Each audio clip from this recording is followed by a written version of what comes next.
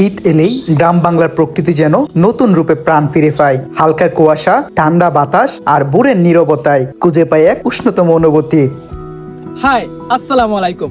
আমি রনি, স্বাগতম জানাচ্ছি খেজুরের রসের গল্পে। আমাদের গল্পটা শুরু হয় রাত 4টা থেকে। কনকনে ঠান্ডায় খেজুরের রসের অনুভূতি নিতে আমরা চলে যাচ্ছি খেজুরের রসের খোঁজে।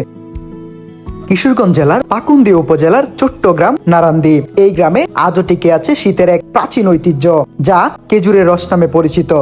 ভোর হওয়ার আগেই গাছিরা বের হয়ে পড়েন হাড়ি সংগ্রহ করার উদ্দেশ্যে, যা বেঁধে রাখা হয়েছিল আগের দিন। সারা রাত ধীরে ধীরে জোরে পড়া মিষ্টি রস, যা ভোরের আলো ফোটার সঙ্গে সঙ্গে সংগ্রহ করা হয়। এই রস একেবারে প্রাকৃতিক, কোনো কেমিক্যাল নেই, কোনো প্রক্রিয়াজাতকরণ নেই। আর আমরা এসেছি সেই রসেরই স্বাদ নিতে।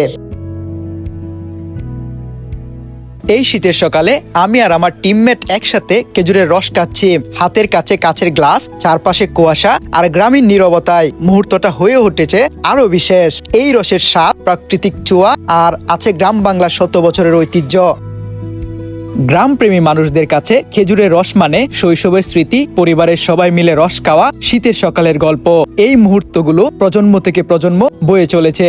আজকের ব্লগটি এই পর্যন্তই। দেখা হবে নতুন কোনো ভিডিওতে, নতুন কোনো ব্লগে। সেই পর্যন্ত সবাই ভালো থাকবেন, সুস্থ থাকবেন আর হ্যাঁ, অবশ্যই চ্যানেলটিকে সাবস্ক্রাইব করে রাখবেন।